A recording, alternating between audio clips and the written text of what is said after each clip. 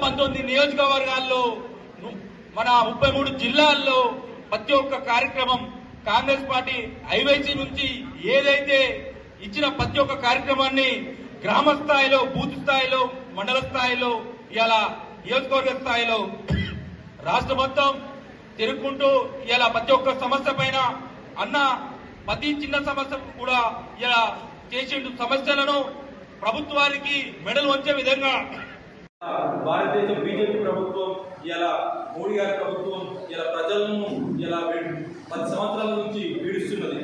ఆ ఇలా మోడీ నుంచి విముక్తి కోసం ఇలా దేశ ప్రజలందరూ కూడా ఒక స్వేచ్ఛ స్వభావమైన ఒక ప్రభుత్వాన్ని ఇలా భారతదేశ ప్రజలు కోరుకుంటున్నారు.